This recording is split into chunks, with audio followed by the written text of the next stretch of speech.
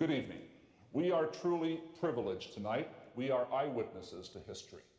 Who on either side of the Berlin Wall or in this country would have believed this morning that this day would end the way it has? End with the very symbol of the division of Europe, of the division of the free world and that which is not free, disappearing or at least becoming irrelevant.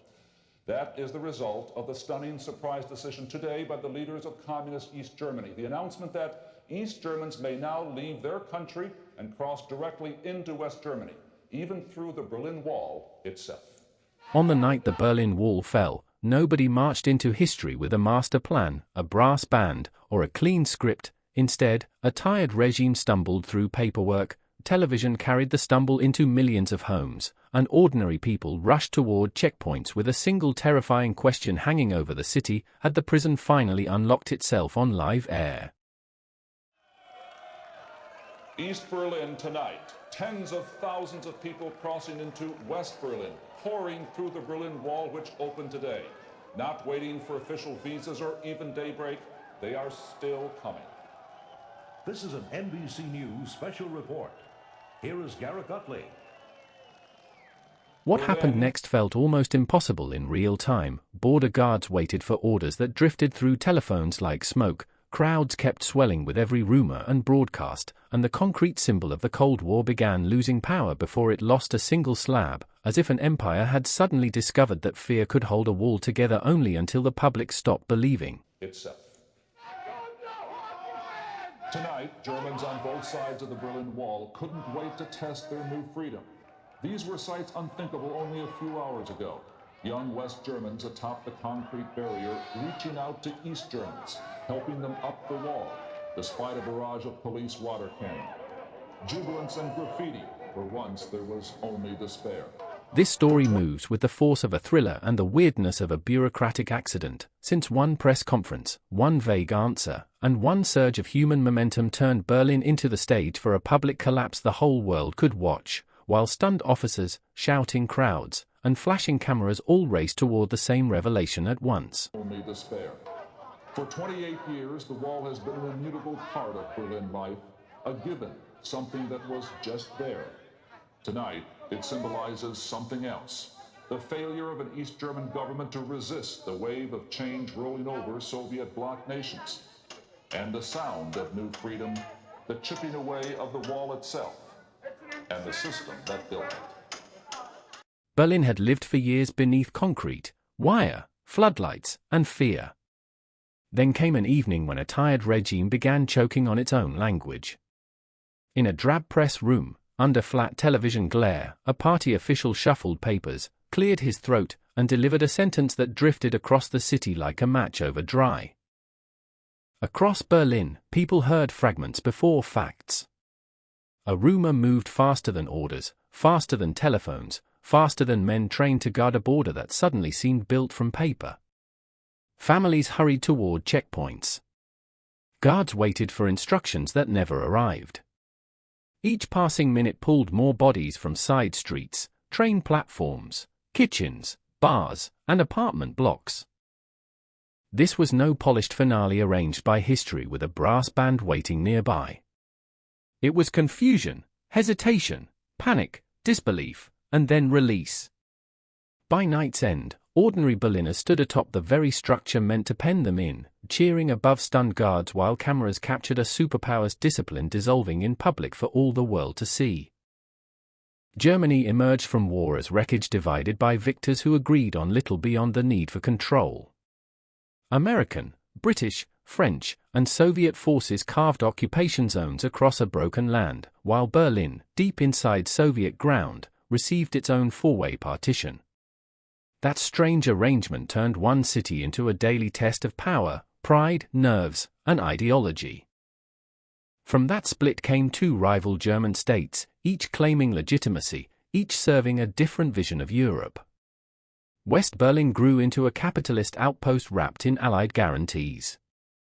East Berlin stood inside a socialist system tied to Moscow. Every tram line, apartment block, schoolyard, and office carried the weight of that rivalry in plain view. The deepest wound for East Germany came from movement. Before the wall, hundreds of thousands slipped westward, many young, skilled, ambitious, educated, or restless. Doctors left. Engineers vanished. Students departed. Each departure weakened the state while strengthening its rival. A government that promised socialist strength found itself bleeding people through a city street, train platform, stairwell, and checkpoint. By 1961, communist leaders had reached a grim conclusion. Persuasion had failed, propaganda rang hollow, and reform carried mortal risk.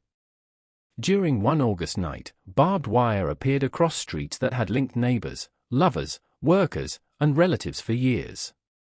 Soon came concrete, guard posts, patrol roads, searchlights, dogs, and a frontier running through the middle of urban life.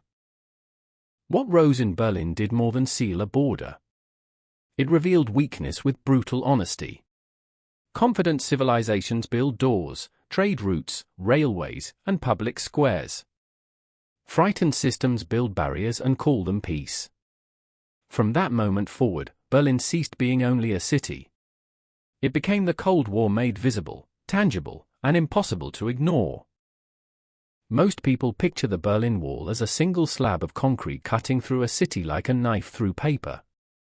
That image survives in memory, textbooks, headlines, and tourist postcards.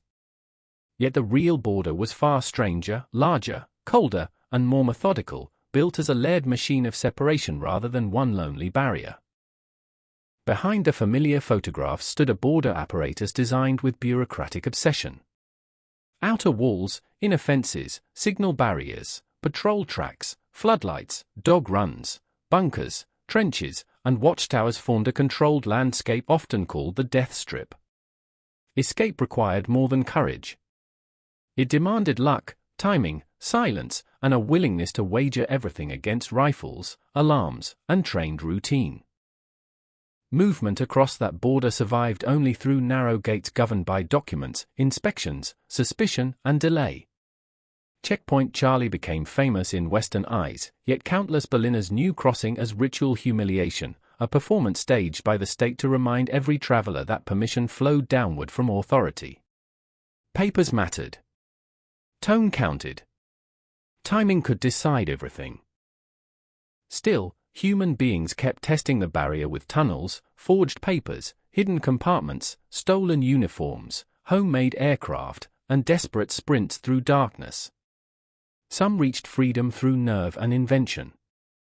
Others met bullets, prison cells, or ruin. Every failed attempt served the regime as warning theater, while every success exposed a truth the wall could never hide. Beyond guard towers and concrete lay a quieter violence, routine. Children grew up knowing certain streets ended in wire. Workers commuted beneath watchful eyes. Grandparents waved across forbidden space. Windows facing west were sealed or monitored.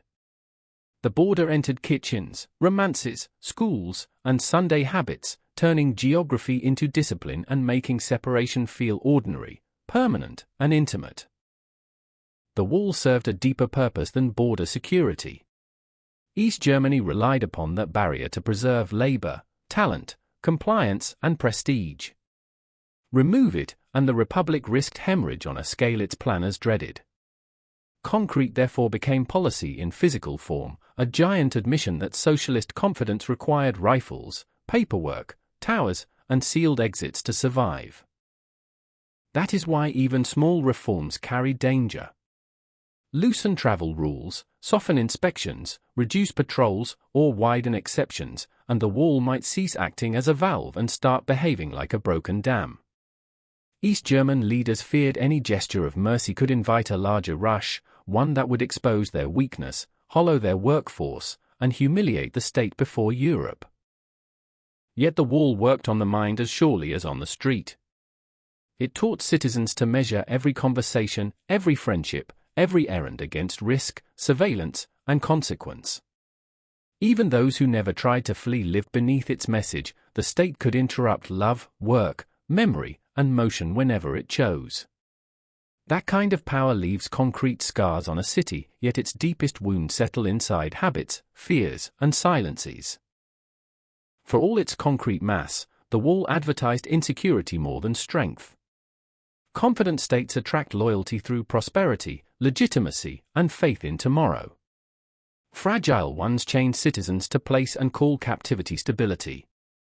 Every tower, trench, and rifle announced an unspoken verdict. East Germany feared its own people enough to cage them, and the wider world understood exactly what that meant.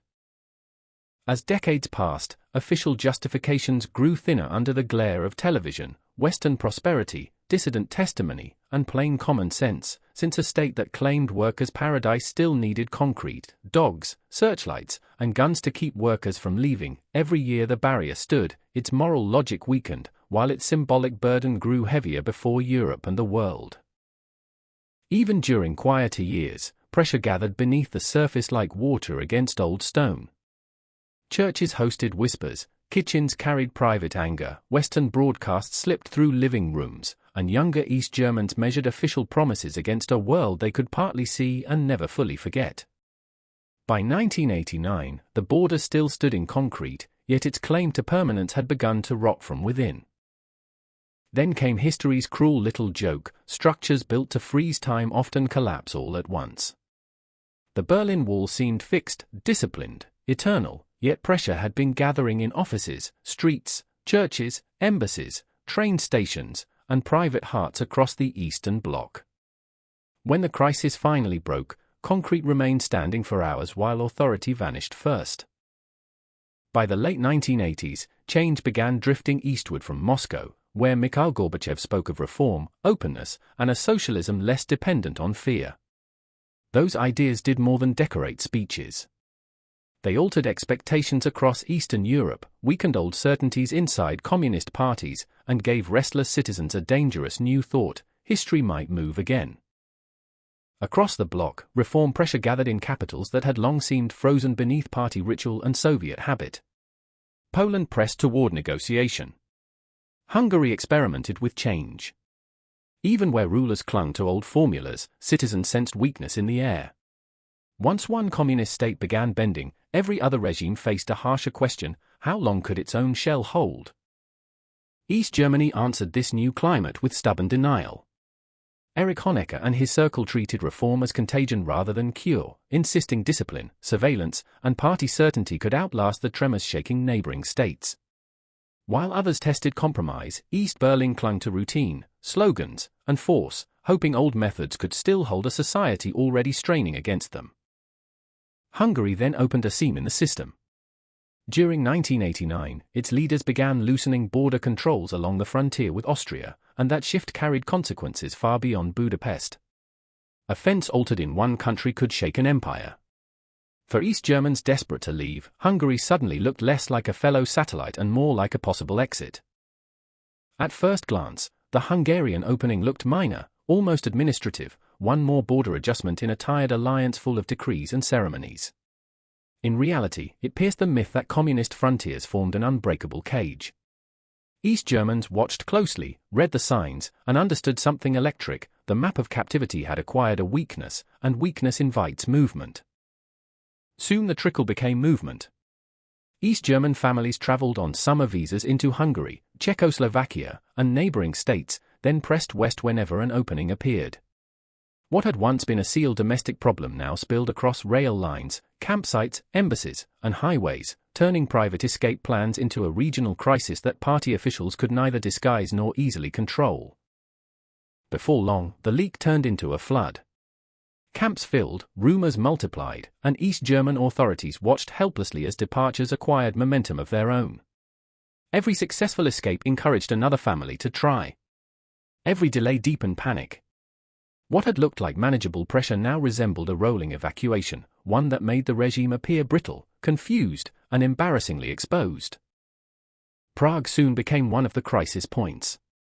At the West German embassy, East German refugees crowded courtyards, stairwells, lawns, and corridors, sleeping in miserable conditions while diplomats searched for a path through the standoff. Their presence turned escape into spectacle, showing Europe a communist state shedding its citizens before cameras, headlines, and an increasingly skeptical world. East German leaders scrambled for containment. Trains, embassies, border talks, visa rules, party discipline, and media messaging all demanded urgent attention, yet each measure seemed to trail events already racing ahead. A regime built on control now found itself reacting late, speaking vaguely, and chasing a crisis that kept changing shape before officials could even name it. In Leipzig, public anger finally found a rhythm. Crowds gathered around churches, then flowed into streets with candles, prayers, chants, and a courage that grew each Monday. Police pressure remained real, yet sheer numbers began changing the atmosphere. What once looked like isolated dissent now felt like a civic force testing whether fear still ruled the republic. Each week the Monday demonstrations returned with greater confidence, and their repetition mattered as much as their size, since authoritarian power depends upon isolation while protest gained strength through habit. Once citizens learned they could gather, march, disperse, and return again, fear lost some of its monopoly, and the regime faced a public no longer willing to remain invisible. Leipzig changed the psychology of the whole country. What had seemed marginal, local, even containable began to look national. Workers, students, clergy, parents, and pensioners could see one another in the crowd, and that recognition mattered. A protest movement stops feeling fringe the moment ordinary citizens realize they are staring at their own reflection in the street. By autumn, East Germany faced a crisis deeper than travel, protest, or bad headlines. Citizens no longer treated party rule as inevitable, wise, or even durable. Every escape, march, and public hesitation stripped another layer from the regime's authority. Leaders could still issue commands, yet fewer people believed those commands rested on truth, competence, or any surviving moral claim. Erich Honecker, long cast as the hard face of East German certainty, now looked old, rigid, and increasingly out of step with a crisis moving faster than his slogans could follow. Illness, public pressure, diplomatic strain, and party anxiety gathered around him until even loyal insiders began treating his leadership less like a shield and more like a liability the state could no longer carry. The party removed Honecker in October and replaced him with Egon Krenz, hoping a fresh face might calm the streets without surrendering control. Yet the substitution fooled few. Citizens had learned to read gestures with hard suspicion, and this change felt less like renewal than emergency theatre staged by men trying to rescue authority after years of arrogance, delay, and denial. Travel now stood at the center of the East German crisis, since every road to reform, repression, or compromise seemed to pass through the same humiliating fact: citizens wanted out in numbers too large to hide, too visible to dismiss, and too politically dangerous to ignore, turning passports, visas, trains, embassies, and border rules into the regime's most volatile battlefield. The regime still believed messaging could contain the damage. State television softened reality, party statements trimmed urgency, and official language tried to frame departures, protests, and reform talk as manageable disturbances within a stable socialist order. Yet citizens had eyes, ears, Western broadcasts, and growing confidence. Every clumsy attempt at narrative control only widened the gap between public experience and party fiction. By early November, the party still possessed offices, uniforms, slogans, files, and armed authority, yet control over events was slipping away into streets, stations, churches, embassies, and living rooms. Citizens moved faster than decrees. Rumors outran clarifications. Television carried confusion across the republic. East Germany still held the wall, though it was already losing the story that kept the wall alive. Leadership changed in East Berlin, yet the streets stayed restless, the embassies crowded, the churches full, and the party's authority under steady erosion. Egon Krenz inherited a republic already buckling beneath protest, flight, rumor, and exhausted faith. Fresh names on official stationery failed to restore confidence, since citizens now judged power by results, and results were vanishing before everyone's eyes. Public anger had ceased feeling exceptional. Demonstrations, chants, petitions, church gatherings, and whispered criticism now belonged to ordinary political weather in East Germany. That shift mattered enormously. A regime can survive isolated outrage, then often absorb brief disorder, yet it enters mortal danger once outrage becomes routine, expected, and woven into the weekly life of the republic. Inside government offices, officials searched for adjustments to travel policy that might ease the crisis without tearing open the border overnight. Committees drafted language, revised procedures, and argued over timing while pressure mounted outside their walls. Bureaucracy moved with pens, files, stamps, and caution, though events beyond those desks were gaining speed with every passing hour. The goal was simple in theory and treacherous in practice: release enough pressure to calm the public while preserving the image of orderly socialist authority. Leaders wanted flexibility without surrender, reform without weakness, movement without flood. Such balancing acts can survive on paper for a while, though reality has a habit of kicking over elegant administrative furniture. Within that bureaucracy, language became fate. Officials worked over travel rules line by line, trimming danger from one phrase while planting danger in another, seeking formulas that could satisfy protesters, calm border guards, and preserve party dignity. In rooms full of ashtrays, folders, and stale air, a few sentences began carrying the weight of an entire state. At the top, certainty was in short supply. Senior figures improvised around crisis, trying to sound composed while events kept exposing how little control remained in their hands. Meetings produced half measures, vague assumptions, and hurried compromises, the sort of decisions that look manageable inside conference rooms, then turn feral once released into a frightened country. No one wanted to be the man remembered for opening the gate, though few wanted ownership of holding it shut either. Responsibility carried danger from every direction: public fury below, party blame above, Soviet uncertainty beyond, and history waiting with sharp teeth. Under such pressure, officials clung to ambiguity, that ancient bureaucratic shelter where collapsing systems go to hide. Wording mattered more than anyone in the room cared to admit. In authoritarian systems, policy lives or dies through verbs, exceptions, dates, and the silent assumptions hidden between them. A border can hold under one phrase, then buckle under another. Across East Germany, clerks and citizens alike waited on language that would soon leave the page and enter history. Timing carried equal danger. Release new travel rules too slowly and the streets might swell further, move too quickly and the border apparatus could face demands it was unprepared to handle. Officials wanted sequence, procedure, and controlled rollout. Crisis wanted speed, rumor, improvisation, and public reaction. Those two clocks were already ticking toward collision inside a state running short on time. Messaging mattered just as much as wording or timing, since policy rarely arrives alone, it travels with tone, explanation, expectation, and the audience's fear. East German leaders still hoped they could present change as disciplined reform directed from above. Yet one clumsy sentence, one vague answer, or one premature broadcast could turn managed adjustment into national frenzy within hours.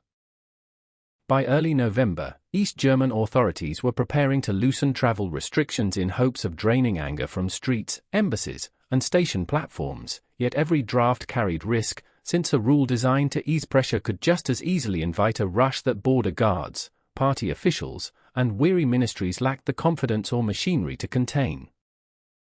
Even then, leadership still craved the appearance of command, imagining a measured reform announced from above, processed through orderly channels, and absorbed by citizens as proof that socialist authority remained calm, rational, and intact, though beneath that polished fantasy lay confusion, fear, rivalry, and a desperate hope that ceremony might still disguise decay. Paperwork soon began moving faster than understanding, with drafts circulating through offices, assumptions hardening into procedure, and incomplete explanations drifting upward toward men expected to speak clearly on television, until the machinery of government itself became a trap, feeding urgency into a process already too murky, too rushed, and too brittle for the burden placed upon it. November 9th opened with the drab familiarity of a regime still pretending it could manage events through memos, meetings, and controlled language. Officials moved through offices, reporters prepared for briefings, citizens watched for signals, and border guards kept their posts. Nothing in the morning light suggested that by evening the state would begin losing its border in front of cameras. Before midnight, the wall would cease functioning as a coherent instrument of power. Its concrete still stood, its towers still watched, its guards still waited, yet the logic sustaining the system was nearing collapse. One press conference, a few uncertain answers, and a surge of public belief were about to turn routine bureaucracy into one of history's great public unravelings. Günter Schabowski hardly looked like the man destined to loosen one of the hardest borders on earth. A loyal party functionary with a heavy face and weary manner, he belonged to the machinery of East German power rather than its visionary wing. Yet history often chooses clerks, apparatchiks, and exhausted spokesmen when empires begin slipping on their own paperwork. That evening, Schabowski faced reporters as the regime's public voice during a moment of extreme strain. Streets were restless, travel pressure was mounting, and leaders needed someone to present fresh policy as orderly reform instead of panicked retreat. He entered the briefing room less as an architect of change than as a messenger carrying language shaped elsewhere by hurried hands. Among the papers before him sat a travel policy note whose phrasing would soon acquire explosive force. It dealt with new rules for private travel, permits, and departures, matters that had become politically radioactive across the Republic. In calmer times such text might have passed through ministries with little notice. On November 9, every clause carried the weight of a cracking state. At first, the briefing carried the dull rhythm of countless party press events, prepared remarks, obedient formality, cautious questions, fluorescent fatigue. Nothing about the room suggested rupture. Yet collapse often enters history wearing administrative clothing. Reporters listened, cameras rolled, pens moved, and East Germany's leadership drifted toward disaster under the soothing surface of routine procedure. Then the questioning began to probe where the paper ended and reality began. Journalists pressed for specifics, timing, scope, and procedure, seeking to pin soft language to hard consequences. Each inquiry narrowed the space for improvisation. A government hoping to blur its retreat now faced professionals trained to chase ambiguity until it broke open. Schabowski answered by reading from the document in front of him, leaning on its wording with the weary confidence of a man trusting paper more than instinct. His delivery lacked drama, though drama was already coiled inside the text. A few vague lines, spoken without precision, began opening interpretive space large enough to swallow the border itself. His phrasing drifted. Terms that should have arrived with precision came wrapped in uncertainty, as though procedure could be improvised after the announcement. Reporters heard movement, yet the machinery behind that movement remained murky. Under television lights, Schabowski sounded less like a man unveiling a controlled reform than a spokesman feeling his way through language already slipping loose from official hands. Then came the question that turned administrative blur into imminent consequence. A reporter pressed for clarity on the practical meaning of the new travel rules, forcing the room toward the one issue every citizen would care about most. Generalities could survive on paper. Specifics lived at checkpoints, inside passports, beneath floodlights, and before guards who needed instructions rather than philosophical fog. The decisive follow-up cut straight through the haze. When would these rules take effect? It was a small question with explosive weight, one of those neat journalistic blades that slice open whole systems. Date, hour, and procedure suddenly mattered more than ideology. Across East Germany, the answer would determine whether people waited patiently at home or surged toward the border at once. For a moment, Schabowski hesitated. He glanced at the paper, searched for certainty, and found only the kind of bureaucratic ambiguity that can wreck governments when spoken aloud. Silence hung in the room with peculiar force. Viewers saw a tired official pausing over details. History saw a state hovering on the lip of self-inflicted confusion, one heartbeat away from public misfire. Then came the answer that rang across Berlin and beyond, immediately, without delay. With those words, tentative reform became perceived liberation, and perceived liberation became mass expectation before ministries could explain a single procedure. Television carried the phrase outward at terrible speed. Citizens heard opening. Guards received nothing equally clear. Between those two realities, the wall began to lose its meaning. Within minutes, Western broadcasters treated the statement as living fact rather than tentative bureaucracy. Newsrooms moved fast, anchors sharpened the message, and television gave East Germans a version of events far simpler than the one still floating through party offices. Across apartments, bars, kitchens, and dormitories, viewers heard the same astonishing implication: the border had opened, and history had shifted on air. East Germans heard that message with ears trained by years of caution, yet many sensed something different in its tone. This sounded larger than rumor, stronger than private hope, and public enough to trust. Families began calling friends, neighbors roused neighbors, and people started dressing for the cold while deciding whether the unbelievable had finally become real. Inside the state, clarity lagged far behind excitement. Ministries had drafted policy language, though the machinery for implementing that language remained unfinished, uneven, and poorly communicated. Border guards still needed orders, procedures still required shape, and officials still assumed time remained for careful rollout. Television had just stolen that time and handed urgency to the public instead. That gap between announcement and execution proved fatal. Citizens moved toward checkpoints expecting passage, while guards on duty faced a flood of belief unsupported by matching directives from above. Power depends upon synchronized understanding, order at the top, instruction in the middle, obedience below. On November 9, those layers drifted apart under bright lights, and the border entered a zone of dangerous confusion. A single sentence had escaped the conference room and become a public event with momentum of its own. East Germany had tried to manage pressure through controlled reform, then lost control the moment reform reached the airwaves. From that point forward, the issue was no longer paperwork. It was whether men with guns could resist a population convinced the gate had already opened.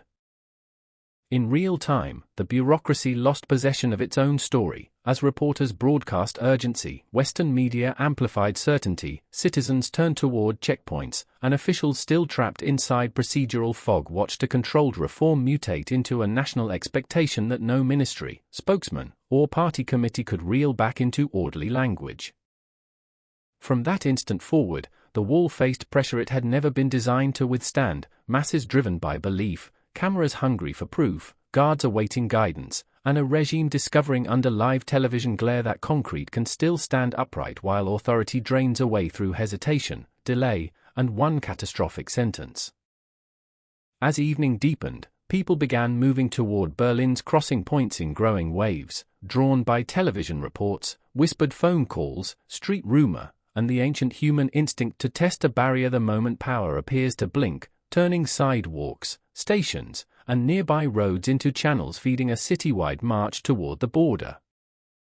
They came with excitement, caution, disbelief, and stubborn hope, yet beneath those emotions lay a powerful shared assumption: the wall had opened, or soon would, and anyone who stayed home risked missing the first crack in a prison that had ruled ordinary life for nearly 3 decades. Behind the barriers, guards faced a more dangerous reality. Since public expectation had outrun command, phones connected upward, questions multiplied, officers searched for certainty, and the men assigned to enforce discipline discovered that the order keeping the border alive had arrived fractured, incomplete, and far too thin for the crowd gathering outside. Telephones became lifelines inside the checkpoint system. Junior officers called superiors, superiors called ministries, ministries searched for guidance, and each layer passed anxiety upward while the crowd outside kept swelling. A border built to project certainty now depended upon ringing phones, muffled voices, partial answers, and men trying to delay a decision whose cost grew heavier with every minute. Questions climbed the chain of command and returned with fog instead of direction. Could citizens pass? Under what procedure? With whose approval? Officials sought language that might preserve control, though the crowd required action rather than semantic acrobatics. Each unanswered call widened the gap between belief at the gate and paralysis behind it, turning uncertainty into a force almost physical in the air. Responsibility had become radioactive. No commander wanted blame for bloodshed, yet opening the gate carried its own danger inside a state built on discipline. Every rank hesitated, hoping a clearer order would arrive from somewhere above. None came with sufficient force. At the checkpoint, authority still wore a uniform, though its nerve was beginning to fray under public pressure. Meanwhile, more people kept arriving. Families, workers, students, friends, The curious, the brave, and the half-convinced all fed the gathering mass until sidewalks turned dense and the checkpoint itself began to feel too small for the moment pressing against it. Crowds have a strange intelligence of their own. Once momentum forms, every new arrival serves as proof for the next. Tension rose with every passing quarter hour. Guards watched faces at the barrier. Citizens watched the guards. Rumor moved through the crowd like current through wire, charging each pause with greater expectation. A single misstep could have sparked panic, violence, or chaos. Instead, Berlin entered one of history's eeriest waiting rooms, where thousands stood on the edge of rupture listening for authority to choose. Among Berlin's crossing points, Bornholmer Strasse soon emerged as the most dangerous hinge in the crisis.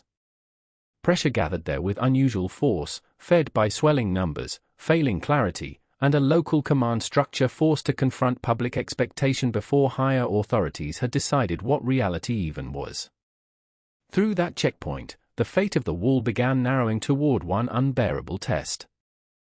At Bornholmer Strasse, one figure stood near the center of the coming decision, Lieutenant Colonel Harold Jagger, the officer responsible for holding order at a crossing point slipping toward paralysis. He was no grand ideologue cast for legend. Instead, he was a career functionary placed in history's path at the exact moment when routine command began breaking apart. Jagger did what disciplined officers are trained to do in moments of uncertainty. He sought guidance from above, asked for usable instructions, and tried to anchor the situation within a chain of command already wobbling under political confusion.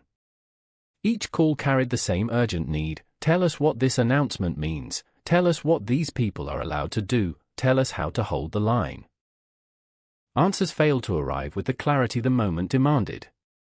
Superiors delayed, evaded, deferred, and searched for formulas while the scene outside kept tightening. Under ordinary conditions, vagueness can buy time for a bureaucracy. At a live border packed with citizens who believe history has already moved, vagueness becomes acid eating through command 1 minute at a time. Outside, the mass at Bornholmer Strasse thickened into something harder to manage and harder to ignore. More bodies pressed into the approaches, more voices rolled through the night, and more faces turned toward the barrier with mounting insistence. What had begun as curiosity was becoming collective pressure, a human force gathering weight against steel, procedure, and fear. Inside the checkpoint, fear of panic and bloodshed began rising alongside the crowd itself, since every added body narrowed room for retreat, every shouted rumor sharpened nerves, and every delayed instruction increased the chance that one bad order, one frightened movement, or one burst of force could turn political confusion into a catastrophe under the floodlights.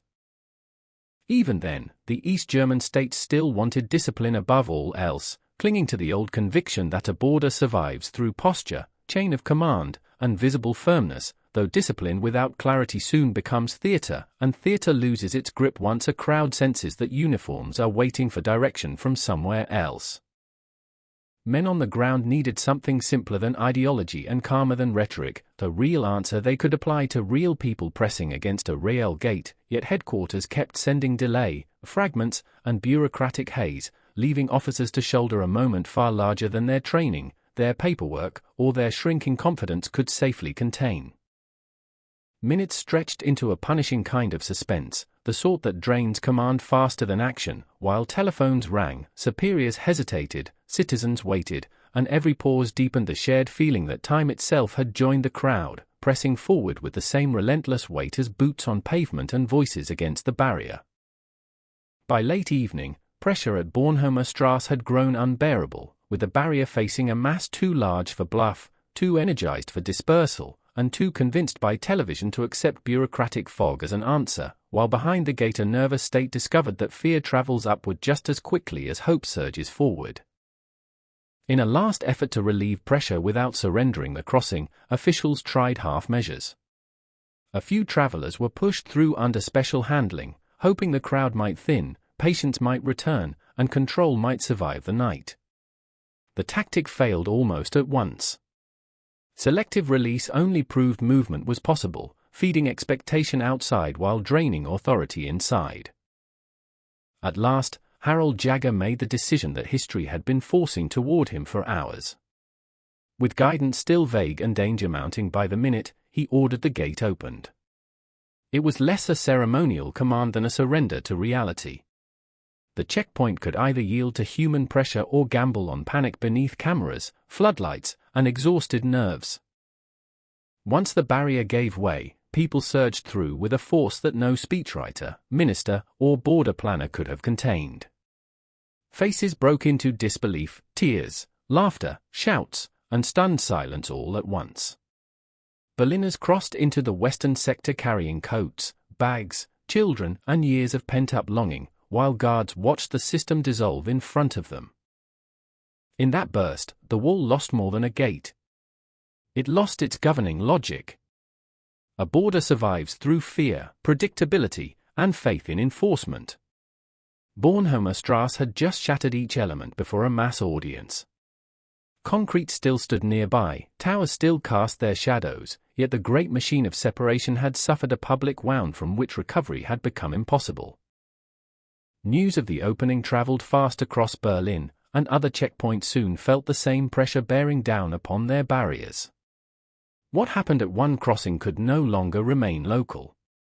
Citizens moved, rumors expanded, and officials elsewhere faced the same terrible arithmetic: hold fast against a swelling public, or watch the border yield piece by piece under its own collapsing authority. By midnight, the East German regime had effectively lost command of the Berlin border, even if its paperwork, uniforms, and concrete remained in place. Orders lagged behind events, checkpoints buckled under public expectation, and the state's great instrument of control had begun yielding in full public view. A wall built to freeze history was now being dragged forward by the people it had long confined. Once the crossings began opening, Berlin moved with astonishing speed from suspense into release. Crowds poured through gates, spilled onto western streets, and carried with them the strange energy of people stepping into a moment they had imagined for years yet still could scarcely trust. Faces showed joy, confusion, exhaustion, laughter, tears, and the dazed expression of citizens walking straight out of history's cage. West Berlin answered with noise, light, embraces, car horns, applause, and a kind of disbelief that bordered on euphoria.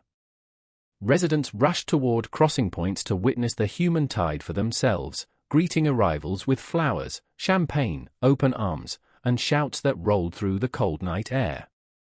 A city long divided was suddenly discovering how quickly relief can sound like celebration. East Berliners emerged into that reception carrying years of tension in their posture and wonder in their eyes. Some walked carefully, as if any sudden movement might wake them from the moment.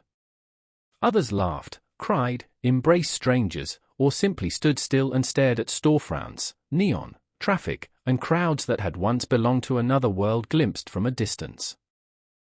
Shock soon gave way to celebration on a scale television could barely contain. Berliners climbed onto the wall, waved flags, sang, danced, embraced, and turned a monument of division into a public stage for release. What had begun as a bureaucratic stumble was becoming one of the 20th century's great visual detonations, a night when concrete lost authority and ordinary people seized the image. Cameras swarmed almost as quickly as the crowds. Television crews, photographers, correspondents, and curious amateurs rushed toward checkpoints and wall tops, sensing that Berlin had entered one of those rare hours when politics becomes pure image. Every lens found the same astonishing truth: a border built for command was being rewritten by civilians in scarves, winter coats, boots, and raw emotion. Around the world, viewers watched events unfold with a speed that gave the night unusual force. This was no rumor trickling through diplomats and morning papers. It was a living spectacle carried by broadcast towers into homes, bars, stations, and newsrooms across continents, allowing millions to witness a communist frontier buckling beneath public pressure in real time. Very quickly, symbolic meaning raced ahead of formal politics. Treaties still awaited negotiation, governments still faced immense questions, and Germany's future still lacked settled shape. Yet none of that could contain what the eye already understood.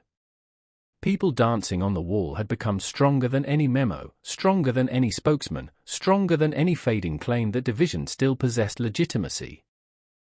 Border logic collapsed faster than administration could react. A system built on permits, inspections, denial, and fear found itself overtaken by celebration, proof, and global attention. Each fresh image weakened any chance of restoring old discipline, since cameras were now doing their own kind of demolition, smashing the wall's authority with every broadcast frame sent outward into the night. Before dawn, the fall of the Berlin Wall had already fixed itself in human memory as one of the Cold War's defining images. Concrete would remain for a time, governments would bargain, and Europe would continue shifting beneath the weight of change. Still, the world had seen enough. History had chosen its picture, and that picture showed people standing above division, cheering into the dark. By the small hours, the image had begun outrunning the event itself. Across continents, viewers saw young men and women standing atop concrete that had once symbolized discipline, fear, and frozen power. For millions, that vision became the clearest shorthand for the Cold War's ending. In one unforgettable frame, a divided Europe appeared to lift its own weight for a moment. Beneath the cheering, the machinery of division still required untangling. Border regulations, state authority, property, policing, diplomacy, and the future of two German states all remained tangled in institutions far slower than a jubilant crowd. Celebration could smash an image in a night. Government still had to reckon with the wreckage in offices, ministries, barracks, and conference rooms. Still, reversal had already slipped beyond reach. Cameras had carried the breakthrough too far, citizens had crossed in numbers too large, and the regime had exposed too much weakness before its own people and the watching world. Any serious attempt to restore the old border would have demanded force on a scale the state could no longer summon with confidence. Morning did bring a strange contrast. Concrete sections still stood, watchtowers still cast their shadows, and pieces of the old system still occupied the landscape, yet the border had suffered a mortal political wound. Berliners chipped at the wall, walked through crossings, embraced relatives, and treated yesterday's instrument of confinement like a relic awaiting dismantling. Germany's future also remained unsettled in those first hours after the breakthrough. Formal reunification still belonged to diplomacy, negotiation, law, and the wider balance of Europe's great powers. Yet one truth had become impossible to hide or contain: East Germany's authority had shattered in public, and any path ahead would unfold in the shadow of that humiliation. The border system had failed in full public view, and that mattered as much as any legal decree that followed. States can survive hardship, dissent, and embarrassment for a time, yet a regime built on controlled fear enters mortal danger once its central instrument of power collapses before cameras, crowds, and its own bewildered officers. Soon the image grew larger than the government that had tried to contain it. People on the wall, families crossing, strangers embracing, guards hesitating, cameras rolling, these scenes spread across the world with irresistible force. East Germany still possessed ministries, files, and formal titles, yet symbolism had raced ahead and stripped those institutions of their old command. That is why the night feels both accidental and inevitable at once. Accidental, since one exhausted briefing and one mangled rollout helped trigger immediate collapse. Inevitable, since years of pressure, flight, protest, reform, and decaying legitimacy had already hollowed the structure from within. November 9th did not create the crisis. It exposed its final weakness under brilliant lights. The story endures partly through its strange human scale. No grand battlefield decided it. No vast army stormed the city. Instead came clerks, spokesmen, guards, travelers, churchgoers, protesters, families, and reporters, each carrying a fragment of the pressure until the whole structure gave way. History here feels intimate, urban, improvised, and therefore hauntingly close. That night matters far beyond symbolism, since it marked the public death of a political order that had ruled through barriers, surveillance, managed fear, and frozen geography. The Cold War did not end in one sentence, one gate, or one cheer. Yet on November 9, 1989, a sentence revealed a truth the concrete could no longer hold. What changed that night reached beyond Berlin itself. A regime had shown its citizens, its neighbors, and the wider world that force without conviction can hold territory for years, then fail in hours once belief drains away. The opening of the checkpoints revealed more than a policy collapse. It revealed that the Eastern Bloc's old grammar of fear was losing its power to command history. The Cold War ended through many pressures, bargains, reforms, crises, and retreats spread across years and borders. Still, November 9 gave that vast process a single unforgettable burst of human clarity. One sentence traveled through television, struck a brittle system at its weakest point, and showed the world that a wall can stand in concrete long after it has already fallen in truth.